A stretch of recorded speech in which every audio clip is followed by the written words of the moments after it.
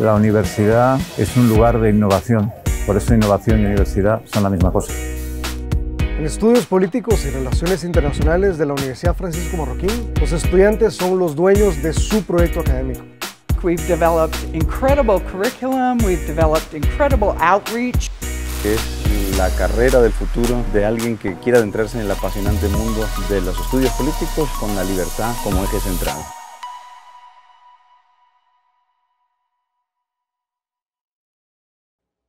Hola, muy buenas tardes a todos. Bienvenidos a una nueva UFM Talks organizada por el Instituto de Estudios Políticos y Relaciones Internacionales de la Universidad Francisco Marroquín.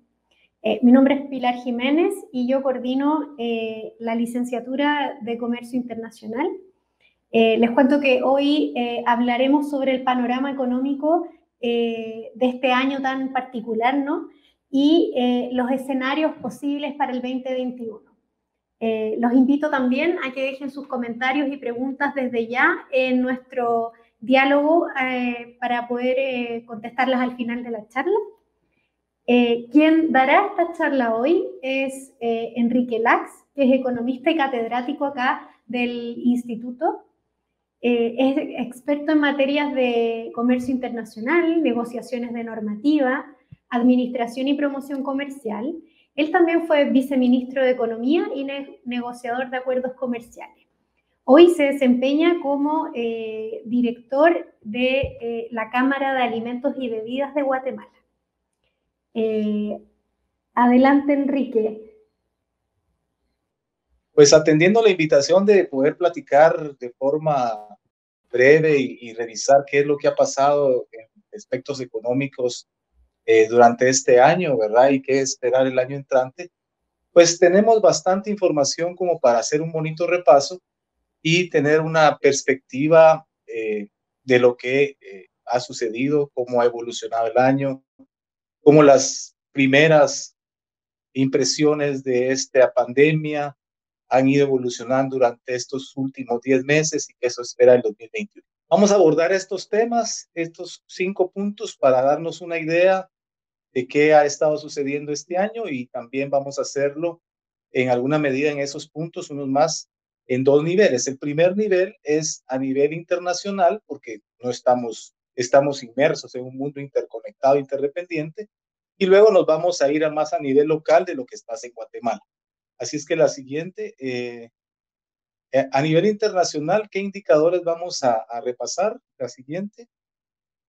El primero es qué origina esta crisis. La origina pues una pandemia como pocas hemos conocido en el último siglo y que pues tiene aspectos multidimensionales, efectos multidimensionales que solo vamos a referirnos básicamente a la parte económica. La primera es que tenemos más o menos 10, un poquito más, un poquito menos de 10 meses de confinamiento y restricciones de movilidad, y esa restricción de movilidad es lo que ha causado unos grandes impactos a nivel nacional e internacional. La Organización Mundial del Comercio ya computa 55 millones de contagiados y 1.3 millones de muertos, y localmente en Guatemala ya tenemos cifras que se acercan a los 119,000 personas contagiadas con 4,100 muertos. Esperemos que esto no llegue a más, pero la realidad es que esto sigue aumentando y todavía no hay forma de detenerlo. Esto es una realidad y esto ha logrado que los países en sus segunda y terceras olas pues sigan restringiendo la movilidad, y esto causa los impactos económicos durante este año y vamos a ver de qué forma el próximo año. Lo primero que tenemos que ver y es un indicador que se llama el Producto Interno Bruto, es la suma de todas las actividades, las utilidades y de las actividades de un país. Y aquí van a ver usted un cuadro, y yo quiero que ustedes, si lo ven, aquí tengo varios áreas y países que son relevantes en la economía mundial, incluyendo a Centroamérica hasta el final, y les puse las últimas 3 columnas habla del 2020 estimado, el 2020 con coronavirus y el 2021 estimado. Y lo que quiero es que pongan atención entre el 2020 estimado, porque eso es lo que hace un año en una plática parecida a esta di en la universidad a un grupo de estudiantes y y de interesados, y les decíamos que el 2020 estimado era cómo iba a evolucionar la economía en el mundo durante este año. Pero ahora vean ustedes el 2020 con coronavirus.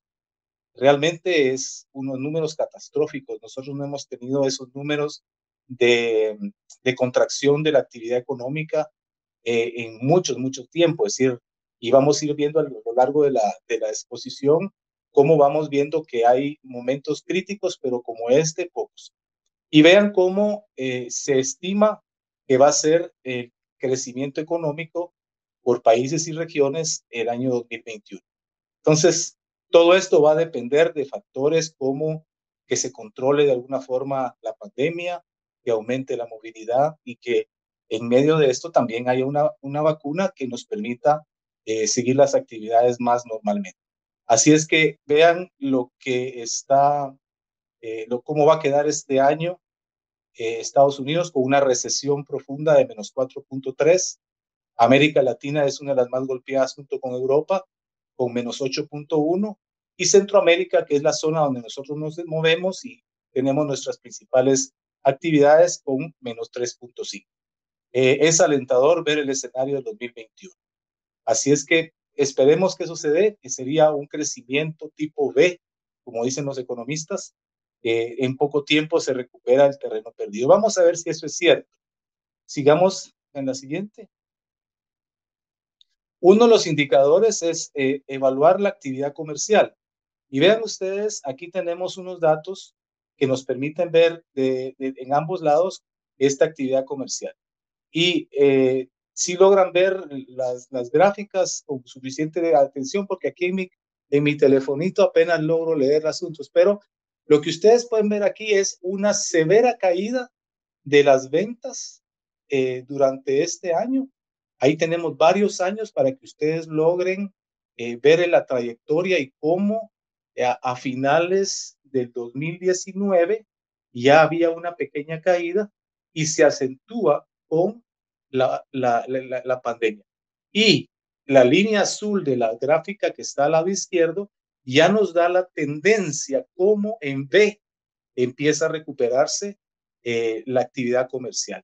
Entonces, ese es un indicador que ya nos da mucha esperanza que pronto, el año entrante, vamos a llegar tal vez a niveles muy parecidos a los que teníamos antes de la pandemia.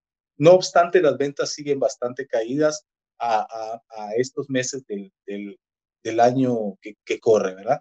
Del lado derecho tenemos otra gráfica que también nos mide de una forma más porcentual los crecimientos. Y ahí quiero hacer una aclaración. El año pasado, yo les dije en una charla parecida a esta, que el mundo estaba acercándose a una desaceleración económica y ahí la estamos constatando. Vean ustedes las 4 últimas barras grises donde empezaba a caer esta actividad económica a nivel mundial. Y efectivamente, lo que hace la pandemia es empujar hacia el abismo esa tendencia que ya teníamos de desaceleración económica.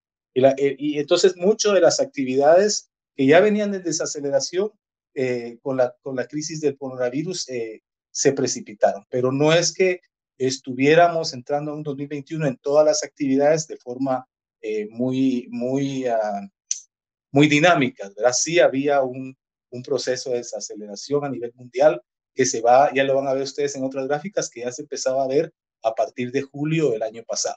Pero el coronavirus empuja por otras razones y pone la cosa más crítica. Ahí pueden ustedes ver los números, la profunda caída que tuvimos en este primer semestre de este año, jamás vista en la parte del comercio mundial. Siguiente. Aquí tenemos 2 indicadores también de comercio mundial, todo en mercancías. El del lado izquierdo son los pedidos de exportación. Esta es una indicación de qué tanto hay una expectativa de que van a seguirse comprando y hay pedidos para hacer compras internacionales. Y vean cómo se empieza a ver la línea azul que crece y ya está a un nivel que incluso supera a los años anteriores. Eso es un indicador bastante alentador y esperemos que esa tendencia se mantenga porque efectivamente sí hubo una caída bastante profunda. Vean ustedes que esa caída cuando lo vemos retrospectivamente en toda la parte hacia atrás, nunca antes habíamos tenido una caída tan profunda durante estos meses del 2020 en estos pedidos a la exportación. Pero la recuperación fue pronta. Y las siguientes son los productos agrícolas. Lo pongo porque Guatemala pues, es un país eminentemente supeditado a la agroindustria, entonces todas sus exportaciones y comercio están muy relacionados con eso. Y ahí vuelvo a tomar que hay una caída profunda, como pocas veces hemos visto, y vuelve a recuperarse. Vean cómo va recuperación en esa grafiquita azul. Pero la caída también, de nuevo, enfatizo que empieza en julio del 2019, si lo logran ver, las últimas, las 4 fechas en las que estamos viendo, ya había una caída el año pasado importante que ya nos tenía preocupados y era una muestra de alguna forma de la desaceleración económica, pérdida de valor de las mercancías agrícolas. Pero estamos viendo una recuperación bastante interesante. Como ustedes pueden ver, esta es información que viene de la Organización Mundial de Comercio y siempre pongo el logo de dónde es la fuente para que ustedes puedan, si quieren, también investigar en esas fuentes esta información. Por supuesto, hay más información que esta, pero esa es la que considero que nos puede ayudar a darnos una buena idea de cómo va el mundo en este momento. Esos son datos mundiales, datos a nivel global. La siguiente. Esta es una gráfica muy interesante, espero que se vea bien en sus pantallas, porque es una gráfica que nos da los últimos 20 años. Y ahí, en esta gráfica, tenemos 3 valores interesantes. Uno es los precios, que está en gris, las ventas, que son la línea negra, y el comercio, el volumen de comercio, ¿verdad?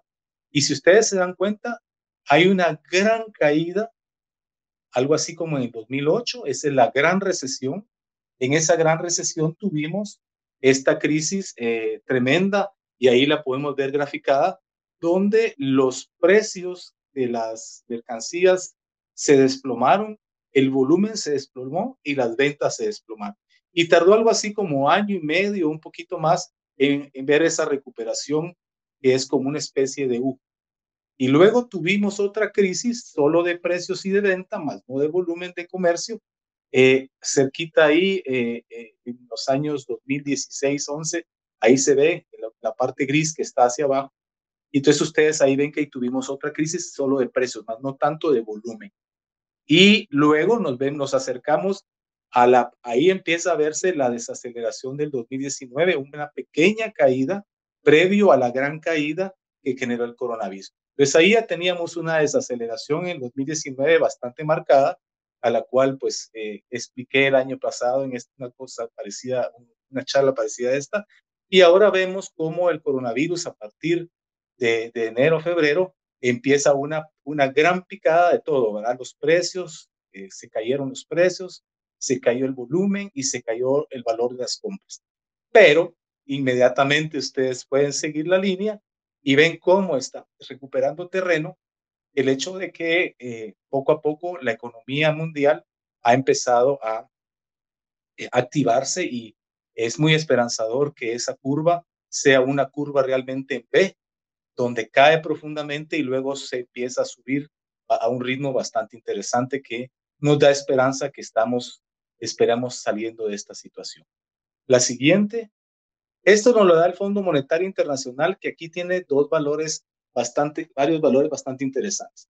En la línea que vemos, hay 3 líneas ahí, espero que las puedan ver.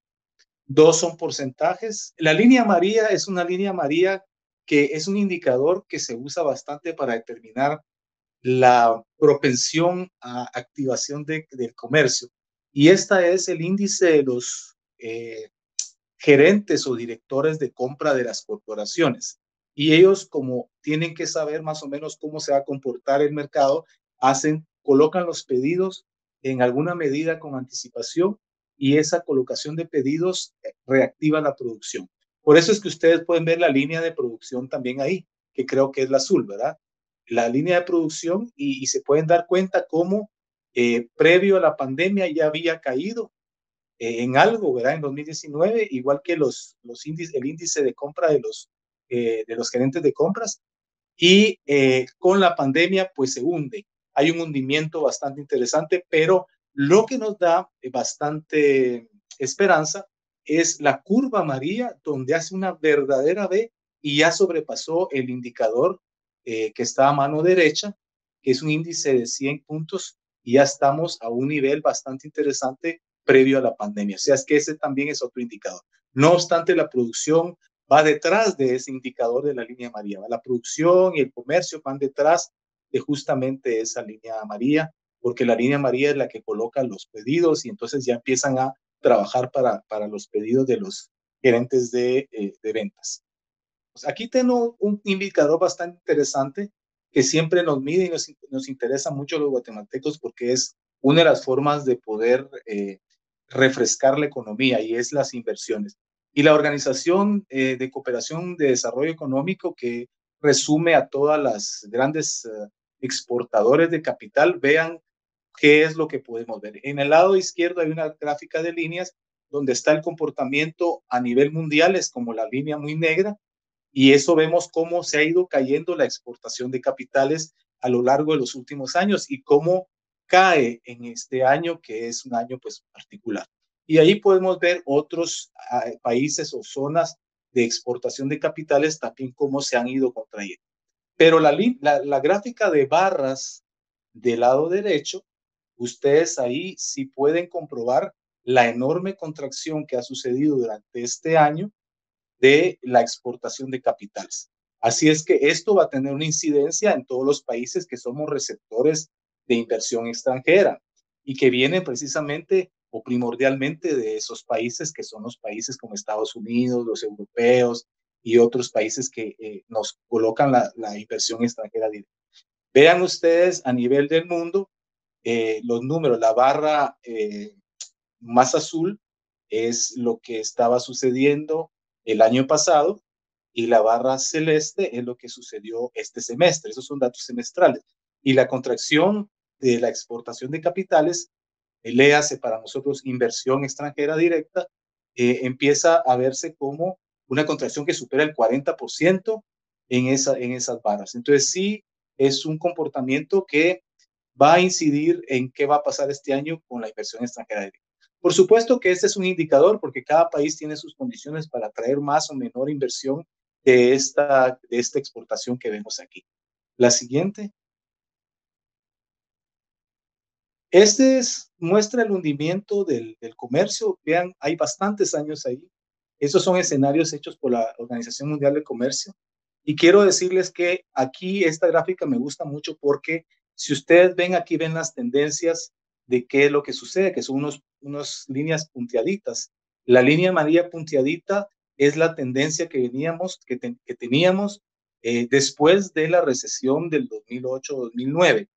Y más atrás hay una línea punteadita gris que era la tendencia previo a la recesión del 2008-2009. Vean ustedes lo que hace una recesión. Esas recesiones lo que hace es que modifica la tendencia y entonces en este caso la recesión del 2008-2009 lo que hizo fue aplanar más la tendencia del crecimiento económico del comercio en este periodo. Y lo que va a hacer el coronavirus es terminar de aplanar más la tendencia. La línea roja es el escenario negativo, la línea verde es el otro escenario. Pero si siguiéramos el escenario de la línea roja y medimos la distancia entre la línea punteada amarilla y la línea punteada roja, eso nos da un indicador de la pérdida de comercio. Y algunos están especulando que esa diferencia entre la línea roja y la línea amarilla son algo así como 7 trillones de dólares de pérdida de comercio, lo cual va a generar una nueva tendencia, tal vez un poquito más plana, durante unos meses o años y después va a arrancar. Eso es como se puede leer esto. Sí hubo una gran caída, ya lo hemos visto en otras gráficas anteriores, pero aquí vemos cómo se modifican las tendencias dependiendo de las crisis que enfrenta el mundo en este momento, o el anterior o en este momento, que son las dos referencias que tenemos de las crisis y las tendencias que estamos viendo. Entonces, esperemos que con lo que hemos visto hasta el momento, estas tendencias puedan moverse. La siguiente. Y este es también del Fondo Monetario. Y aquí lo que vamos a ver es sobre un periodo de varios años. Lo importante aquí es que aquí empiezan las predicciones. Vean que aquí llegamos hasta el año 25, en la anterior llegamos hasta el año 22. Entonces aquí podemos ver qué es lo que están previendo tanto la Organización Mundial del Comercio como el Fondo Monetario en términos de el volumen de inversión y el volumen de comercio. La línea azul es el volumen de inversión, entonces se lee con los números que están al lado izquierdo. Y si se dan cuenta, ahí vemos el 2020 la gran caída, vemos en el 2008 la gran caída, 2009, dos picos hacia abajo bastante profundos, y luego cómo se disparan, ¿verdad? Y cómo luego agarran un ritmo. Entonces ahí hay una caída de menos 10, 12%, y luego sube pronto en el 2021 a 5%, que es lo que hemos estado viendo, y luego vemos cómo se va regularizando hasta el año 2025 a quedar más o menos en un crecimiento del comercio entre el 3 y el 4%. La línea de inversión es interesante porque es una línea roja que no aparece tan sufrida, ¿verdad? Con esos picos, pero esa se lee con los números que están del lado derecho. Y esto es una forma de entender que la relación de la inversión con el Producto Interno Bruto, que es lo que está diciendo ahí, pues ha sufrido una caída y no la sufrió tan fuertemente en el 2020, sino la sufrió antes, ¿verdad? Como en el 2018-19, y luego que a pesar de eso, en la inversión con relación al Producto Interno Bruto, que termina siendo como un porcentaje, ha mantenido constante. Y eso es, en términos macroeconómicos, un buen número, y que va deslizándose muy suavemente hasta crecer algo así como en el 1.8% del total del Producto Interno. Estos son datos globales, eso se tiene que ver como toda la economía mundial, y entonces hay números que posiblemente a Guatemala no entra en esos números, pero es como lo miden estos grandes organismos internacionales. La siguiente. Esto lo quiero explicar porque para poder salir de la crisis y todos estos números que hemos visto y todas estas reacciones que hemos visto en B, que crece el comercio, que empieza a crecer la producción y todo esto, se debe a que los grandes países y pequeños países, realmente todos los países del mundo, tomaron medidas macroeconómicas muy fuertes de diferente naturaleza. Y una de las medidas macroeconómicas para estimular la economía, evitar que cayera más, evitar un deterioro más, fue precisamente modificar las tasas de tipo de interés soberano, o sea, los tipos de interés que los bancos centrales o los que rigen la economía desde el punto de vista macroeconómico adoptan. Y aquí tengo una serie de tasas de interés que se vieron modificadas durante este año debido a la pandemia, precisamente para contener la recesión y que no fuera más. No es la única medida que tomaron los países, se tomaron muchas otras, pero esta tal vez es un indicador, por ejemplo, de cómo percibieron los bancos centrales o cómo calcularon los bancos centrales su grado de deterioro económico debido a la pandemia. Vean ustedes en una linita azul que aparece ahí, la de Estados Unidos, cómo cae su tasa de interés desde el 1.50 hasta prácticamente 0.25. O sea, redujo el valor del dinero, lo redujo tan drásticamente que entonces eso permite que haya una estimulación de la economía, y a la par de eso, pues entregó dinero y generó liquidez en el mercado precisamente para evitar un mayor deterioro de la economía. Seguido pueden ustedes a Canadá y ven ustedes a los demás países. Vean Japón, que está en la línea verde, ya estaba en tasas de interés cero, o sea, el dinero no tenía un valor, y entonces la pone negativa en 1%, bueno, menos 0.1%. Eso lo que quiere decir que el dinero en Japón, ponerlo en un banco o ponerlo, tiene un costo. Los que ponen los dineros en el banco tienen que pagarle al banco por tener el dinero ahí. Igual pasó en Suiza. Suiza no se los puso, pero Suiza tiene tasas negativas. Europa las dejó en cero. Y luego pueden ver que Brasil, que es la gran economía, tomó más tiempo para llegar a su descuento de la tasa de interés, y lo hizo básicamente hasta en julio. Esto es, cada economía va manejando el asunto, pero fue una tendencia a nivel mundial que una medida para paliar esta crisis era, entre otras, bajar la tasa de interés soberana. Y esto creo que es un elemento importante para entender por qué también no llegamos a niveles más profundos de crisis económicas. La siguiente. Ahora vamos a ver qué pasa en Guatemala. Aquí tenemos unos escenarios que vamos a ver similitudes y pues diferencias. Y entonces en Guatemala tenemos varios indicadores que vamos a revisar. El primero, veamos, la siguiente, es el Producto Interno Bruto. Igual empecemos por el mismo número, solo que aquí le voy a agregar el Producto Interno per cápita. Y ustedes ahí se dan cuenta efectivamente que también hubo una reducción, una caída en el 2020 bastante dramática porque veníamos con un ritmo de crecimiento del 3.8, ahí están los números, y vamos a quedar en algo así como menos 3, 2.5, 3, dependiendo de qué pasa en estos últimos meses de recesión. Y para el año 2021, pues están hablando de 3.5. Dios oiga, estos, los que están estimulando esto, porque eso quiere decir que es buena noticia el año entrante. Pero lo más dramático es la pérdida del ingreso per cápita, que cayó a 4%. Eso significa que hay gente más pobre. Hay ingresos, las familias se les cayó el ingreso hasta en menos 4%. Es una forma de medirlo, ¿verdad? Entonces sí tenemos una situación económica difícil, estamos en recesión, pero también tenemos una situación per cápita bastante difícil, todavía más profunda de la misma caída del PIB real.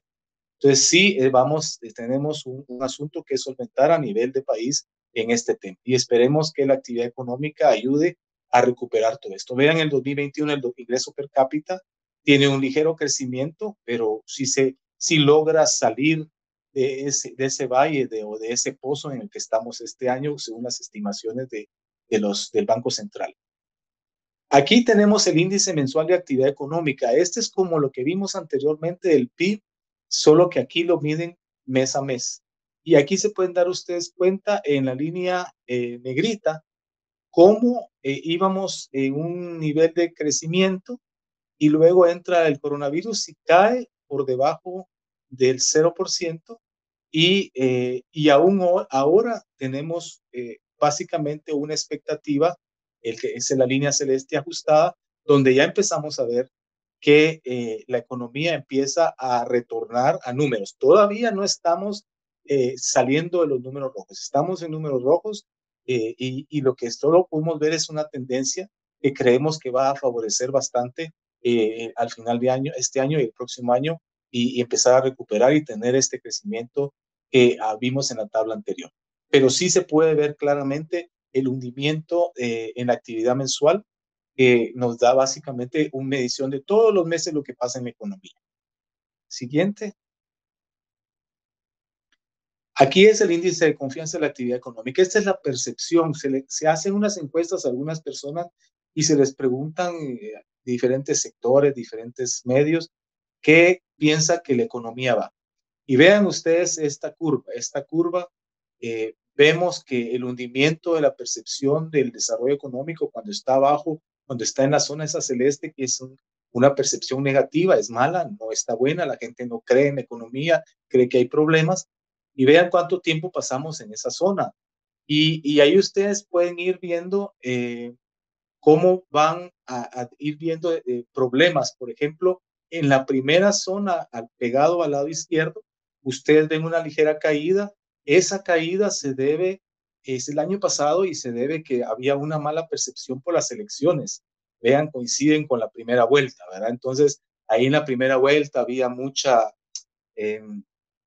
incertidumbre, problemas, y ahí ve cómo la gente percibe eso y cae. Cuando ya fue pasando y vemos la segunda vuelta, vemos que salimos de esto con el nuevo gobierno, se siente un optimismo, efectivamente se sintió el optimismo y llegamos a un punto bastante alto, teníamos rato no llegar a ese punto, y luego cuando viene la pandemia empieza a desacelerarse completamente y caemos una gran caída, y luego poco a poco, conforme va pasando el efecto del confinamiento, pues las personas empiezan a tomar las medidas de seguridad y empiezan a entender que pueden tener actividad económica y con seguridad, empieza a subir la percepción al punto que Ahora en estos últimos meses la percepción está del lado, digamos, positivo, poco, pero positivo. O sea, eso hay que reforzarlo porque todavía hay cosas que hay que resolver a nivel de lo que estamos viviendo estos días, pero también sobre la evolución de la pandemia.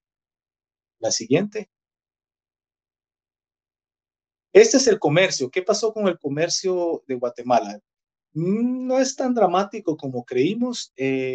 Estos son importaciones y exportaciones semestrales del 2018 hasta el primer semestre de 2020, que es lo que tenemos, digamos, para referencia. Todavía en estos últimos meses se puede ver una mejora, pero si ustedes hacemos una comparación y sigan las flechitas que puse ahí, si ustedes ven la comparación del mismo semestre, primer semestre de 2019 con el 2020, pues sí hubo una caída de las importaciones y por supuesto hubo una mayor caída entre el segundo semestre de 2019 y el semestre de 2020. Pero ahí está en juego más los precios del petróleo. El precio del petróleo que cayó dramáticamente se ve reflejado un poco ahí. Por supuesto no es lo único que cayó que hace que estos números se vean así. Ahora, del lado de las exportaciones, vean ustedes, sí una caída, no es lo deseable, pero no fue tan dramática como inicialmente habíamos pensado, ¿verdad?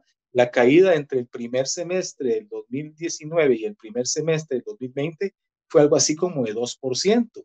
Y entre el semestre pasado del 2020 y este semestre que acaba de pasar, pues creció un poquito, como que se mantuvo, ¿verdad? Esos números son así, pero ahorita ya tenemos mejores números. El comportamiento semestral lo que nos está diciendo es que el comercio nuestro, a pesar de que hubo una recesión, falta de movilidad, se cerraron fronteras, pues al final de cuentas se mantuvo en unos rangos que, dado la pandemia y dado todo esto, pues no fueron tan dramáticos como habíamos pensado.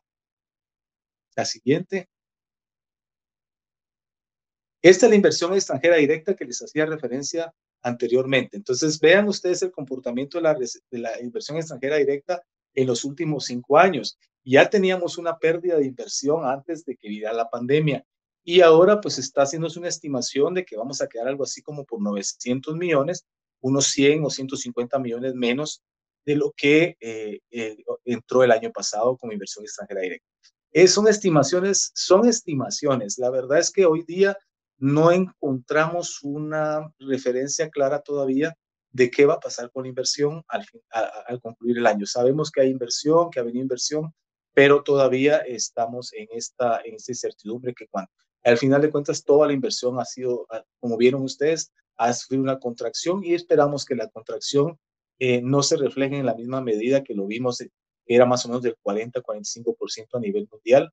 Esperamos que esto no se refleje así. Pero no es un año muy atractivo para la inversión, a pesar de que en muchos países hay bastante liquidez y en otros países, pues, lo que hay es una sensación de riesgo que todavía no ha permitido definir los proyectos de inversión de los países y de las empresas. Sigamos.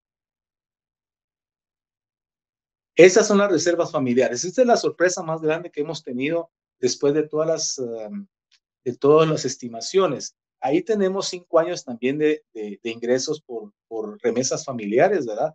Que es importante para el país. Estos remesas familiares constituyen hasta 12% del Producto Interno Bruto. Es una de las grandes fuentes de los divisas que entran y del sostenimiento de la economía.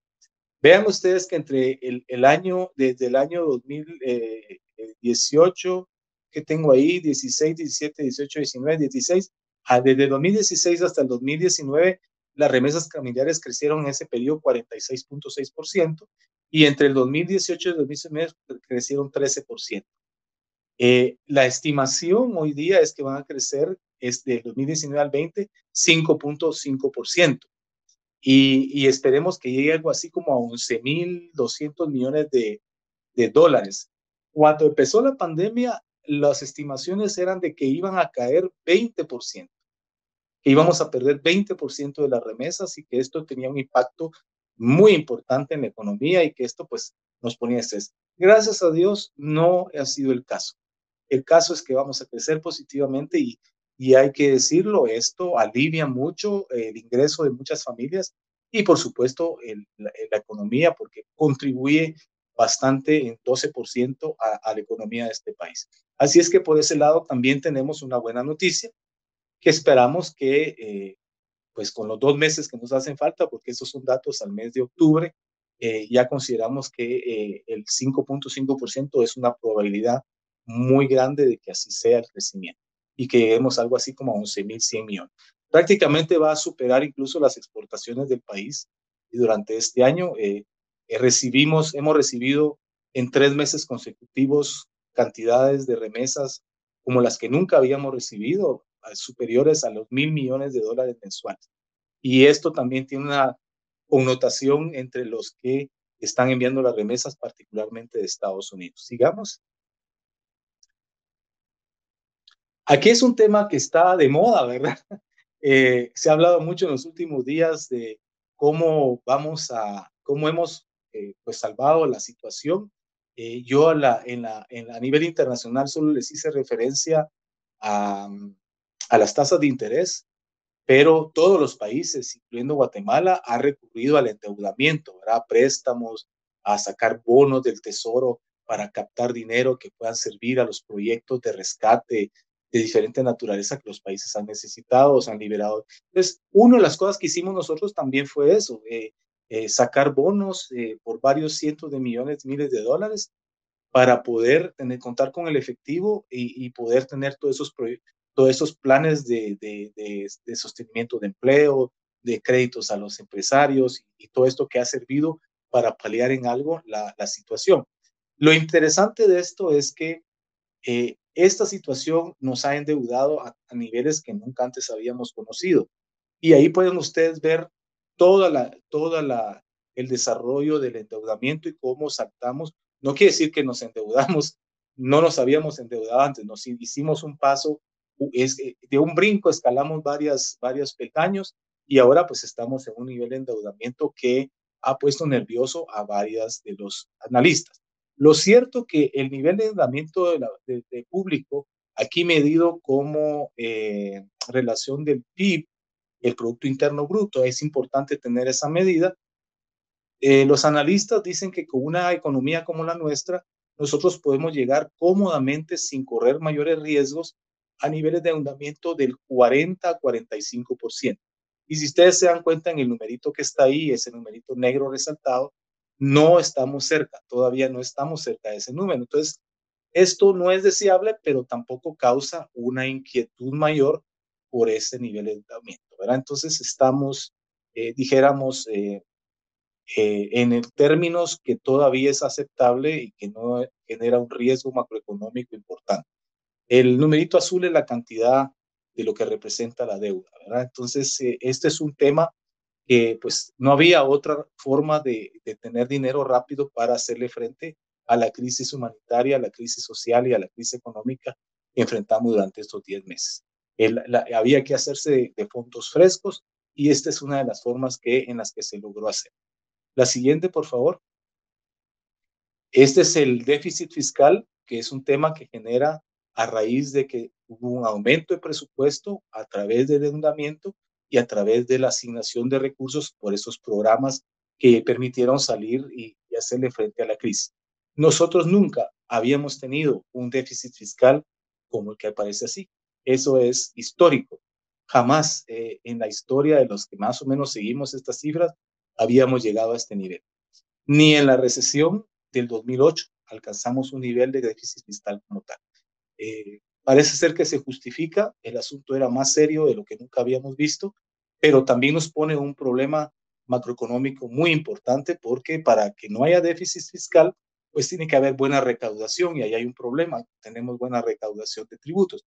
Entonces, se espera que en la evolución del año 2021, este conjunto de menor endeudamiento y recaudación pueda hacer que el déficit fiscal se contraiga a 4.21. Esa es una de las grandes discusiones que está hoy día con la discusión del presupuesto general de la nación, que hemos tenido mucha bulla durante la semana pasada y esta, porque se está pidiendo que el endeudamiento de allá no crezca y que el déficit fiscal se ataque para llevarlo a números que ustedes pueden ver en los años anteriores, que oscilan entre el 1.8 y el 2.2, que son muy manejables macroeconómicamente. Vamos, ¿qué va a pasar? Ahorita en este números no son alentadores. Todavía tener un déficit fiscal de 4.21, pues no es lo deseable. Cierto es que países vecinos y otros países desarrollados tienen déficits fiscales y niveles de endeudamiento más alarmantes que el nuestro, pero para nuestra economía, que es lo que nos interesa, no es deseable tener este nivel de déficit fiscal. Todo esto suena relativamente poco preocupante, pero lo que sí es preocupante es la gráfica que ven aquí, porque aquí lo que nos muestra es que hemos rebasado la línea roja y esta es la deuda que el Estado ha adquirido con relación a sus ingresos tributarios. O sea, todo lo que capta la SAT por ingresos tributarios versus el endeudamiento. Y aquí lo que dice es básicamente que no tenemos capacidad de pago. Vía la recaudación tributaria no hay forma de pagar la deuda, porque los números exceden lo que podemos recabar, cobrarle a la economía a través de impuestos. Entonces, este sí es una gráfica donde se muestra la preocupación profunda de mantener un endeudamiento que no está acorde a los ingresos tributarios. Y esto sí es una alerta roja para la economía nacional. La siguiente. Al igual que vimos en el nivel internacional, las tasas de interés caían. En Guatemala, que ha mantenido una política de tasas de interés bastante pues asociadas a la inflación, ¿verdad? Que la inflación no ha sido muy agresiva, la ha mantenido por muchos años en unos niveles aceptables para la economía. Pero vean las decisiones que tuvo que tomar a raíz de este problema de la pandemia. En un semestre botó las tasas de interés de algo así como 2.75 a 1.75. Es bastante agresivo para una economía como la nuestra y que esperamos que esto también haya contribuido a los números que hemos visto de que estamos en un proceso de recuperación de la economía. Así es que vamos por que estas tasas de interés muy probablemente se van a mantener así por algún tiempo. A pesar de que tenemos un pequeño repunte de inflación, todavía está en el marco de los números que maneja el Banco de Guatemala como aceptables. En la medida que esa inflación se salga de los números aceptables, vamos a ver un corrimiento de las tasas de interés posiblemente hacia arriba. Y esto es lo que vamos a observar en el año 2021.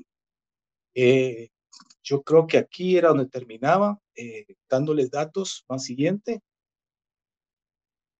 Esta es una pregunta para los alumnos que me están escuchando. Me mandan por favor sus respuestas y calificamos, ¿verdad, Pilar? Para ver si siento que...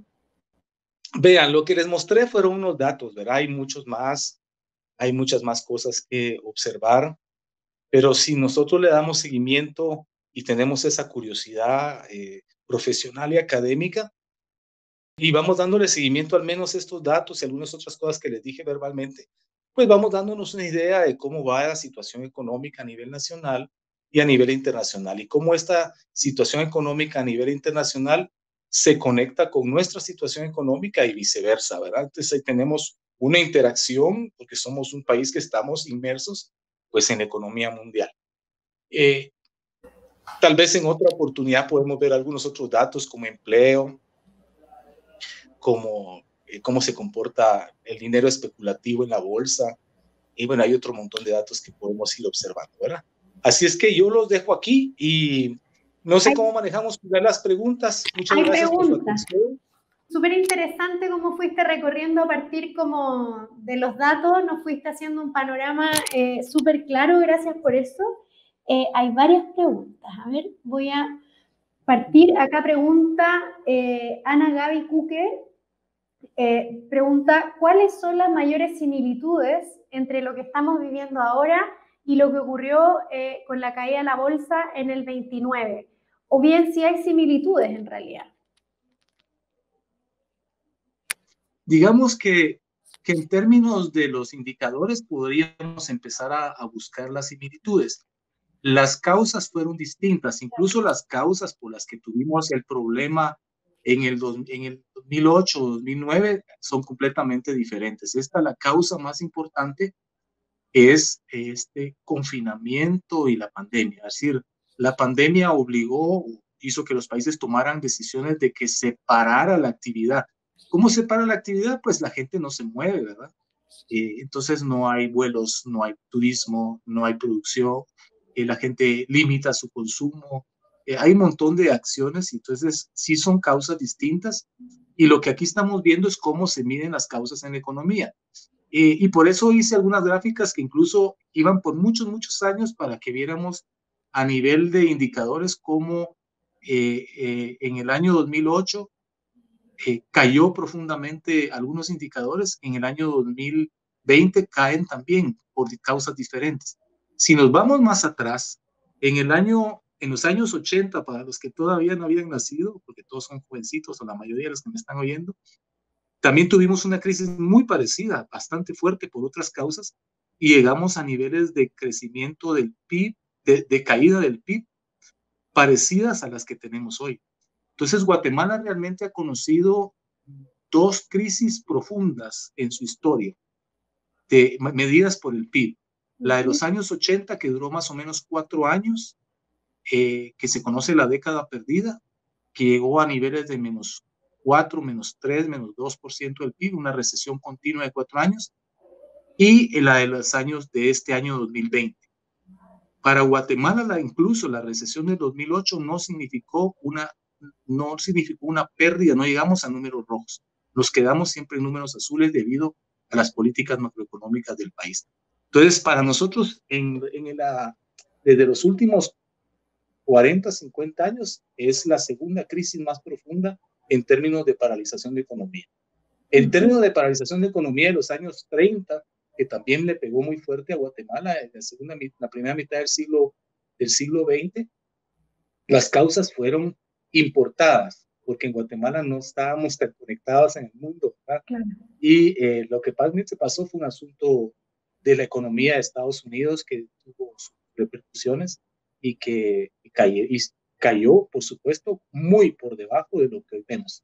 La crisis de los años 20 y 30 fue mucho más profunda que la que estamos viviendo hoy y tardó más tiempo en recuperarse. Lo interesante que ustedes tienen que haber observado es la V esta, que es como un ángulo, ¿verdad? Que cae y sube, porque lo importante aquí es que no hubo una afectación real profunda de la capacidad de producción. Lo que hay son problemas financieros de las empresas que tuvieron que parar, pero la capacidad de producción y el mercado y la demanda, ahí está, ahí sigue. Ahí se puede reactivar con mucha facilidad y eso es lo que estamos viendo, ¿verdad? Muchas gracias. A ver, ¿qué más? Otra persona, Isaac, pregunta ¿qué proyecciones hay para el próximo año como para América Latina en general? O sea, esas reactivaciones que se ven también son para América Latina. Sí, claro. Si ustedes se acuerdan, espero que sean, la primera tabla que les presenté donde están todas las regiones, Europa, el mundo, China, Estados Unidos, América Latina, ahí todas las regiones y todos los países que tienen relevancia están en números azules por debajo, por números muy interesantes. América Latina, que es una de las grandes perdedoras en su conjunto de esta crisis del año 20, porque cae igual que Europa a -8%, se va a recuperar a ritmo de 3-4% del crecimiento del PIB, que es una medida, ¿verdad? Y esos números ya son apreciables, son buenos, son interesantes. Es decir, el 2021 se está perfilando como un año que tal vez en enero, febrero no son los números, pero en el año en su conjunto sí vamos a observar una recuperación de la actividad económica y ahí vamos, ¿verdad? Y vamos a olvidar el 2020, primero Dios, como una zona oscura que tuvimos que pasar, que si éramos o no. Ahora, estos pronósticos, estas proyecciones están considerando que viene una vacuna, que va a disminuir quizás como el nivel de contagio, o, ¿cierto? O sea, como considerando que en enero acá en Guatemala, por ejemplo, no nos viene un rebrote tremendo y nos deja igual que, no sé, julio, digamos. Sí, efectivamente hay proyecciones con vacuna, hay proyecciones sin vacuna, hay proyecciones con olas, sin brotes, sin rebrotes. Digamos que las estimaciones que tenemos ahora es con una pandemia controlada. ¿Qué significa eso? Que la controlamos vía vacunación o la controlamos vía las medidas que tenemos que tomar, distanciamiento, mascarilla, higiene y todo lo demás que hemos estado haciendo durante los últimos meses y que pues han surtido efecto. Lo que al final de cuentas que va a tomar en cuenta los estados y los países es cómo controlan la pandemia. Si aparece la vacuna, pues volvería a la vacuna. Y que bueno, ahí sabrá cómo funciona. Y si no aparece, pues haciendo todas las medidas sanitarias y los confinamientos selectivos y eso es lo que va a suceder con confinamientos selectivos. Muy probablemente ya no vamos a ver ese gran confinamiento de principios de año donde realmente nos paralizaron a la población y vimos las calles desiertas y las ciudades desiertas. Eso ya no va a suceder, pero sí van a reforzar las medidas para que no haya virus, no haya contagios. Perfecto. A ver, pregunta de Otto Solorzano, que siempre está ahí muy pendiente viéndonos y participando Otto siempre está ahí. Sí. Pregunta, ¿qué estrategias se deben de tomar para que las remesas cambien de ser un capital de gasto a ser inversión extranjera? Las remesas por su naturaleza no pueden ser inversión extranjera porque es lo que dice, es una remesa, yo envío el dinero a mi familia para que lo pueda usar a lo que necesite. La pregunta tal vez de Otto es, ¿cómo hacemos que las remesas se destinen a proyectos de inversión que generen, qué sé yo, más actividad económica, más empleo?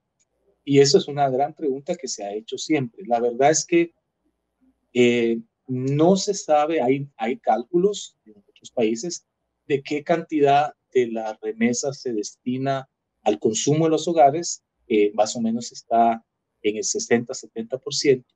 Eso es un número que se usa y hay datos más precisos.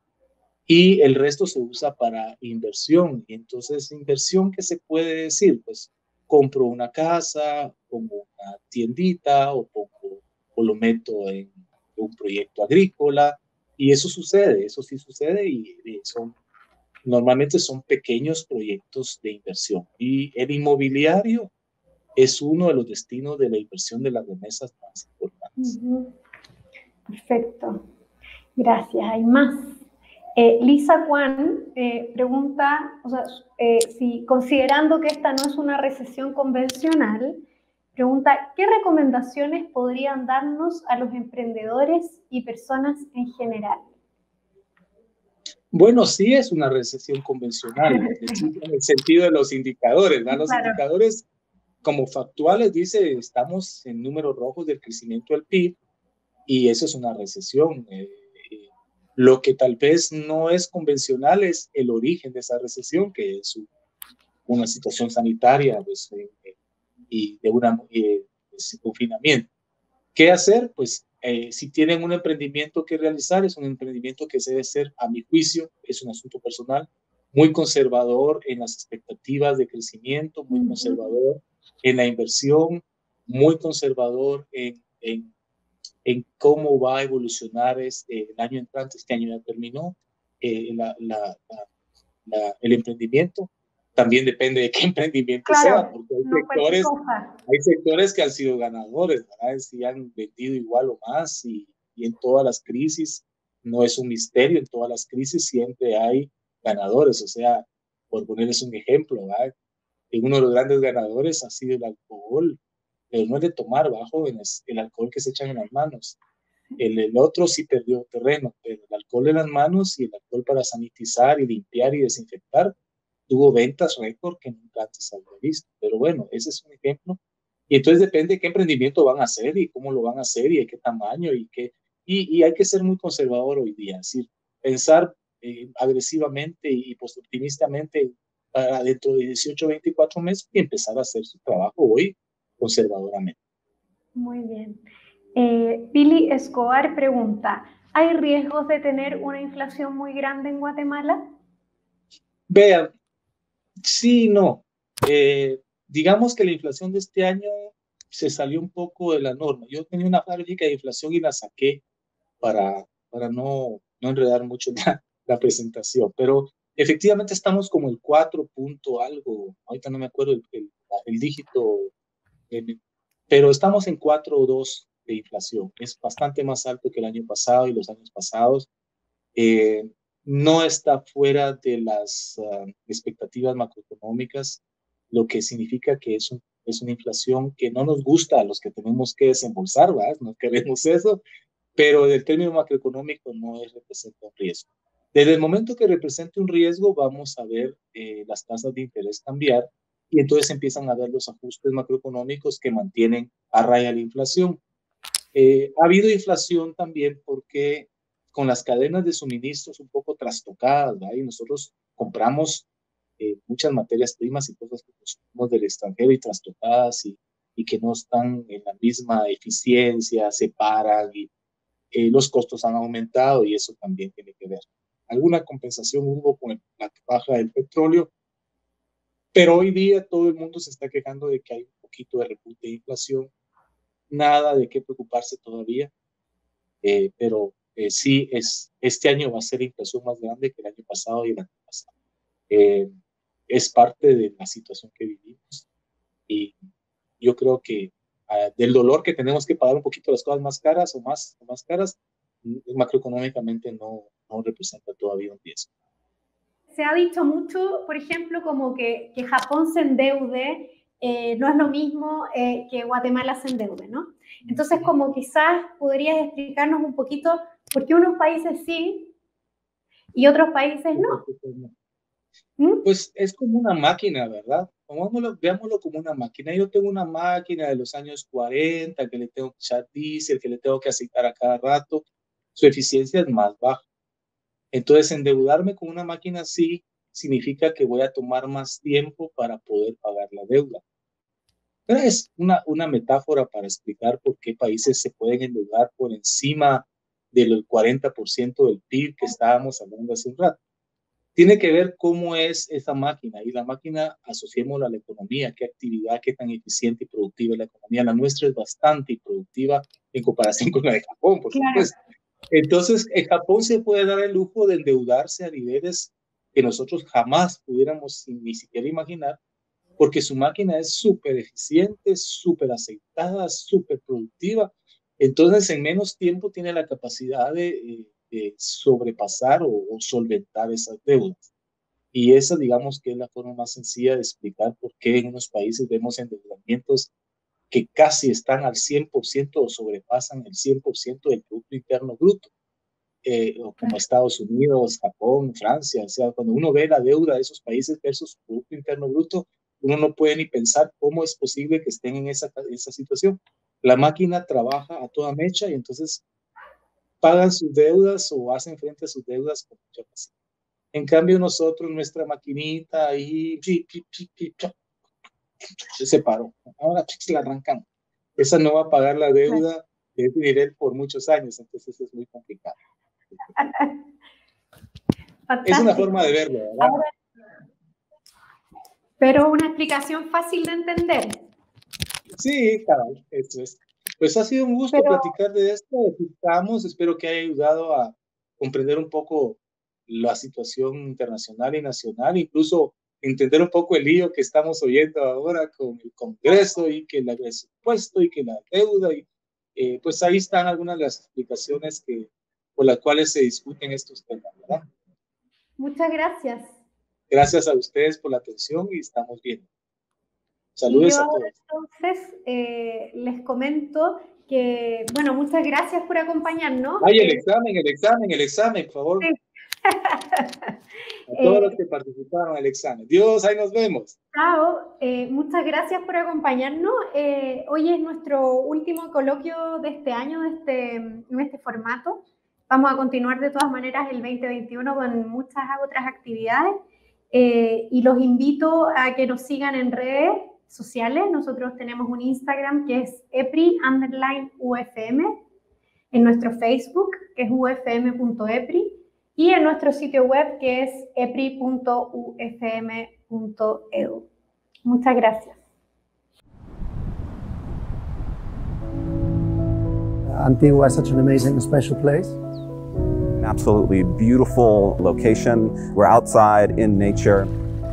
Han sido 2 días en los que hemos dado un repaso a todo lo que es la Marroquín y también un repaso a todo lo que creemos que debería ser.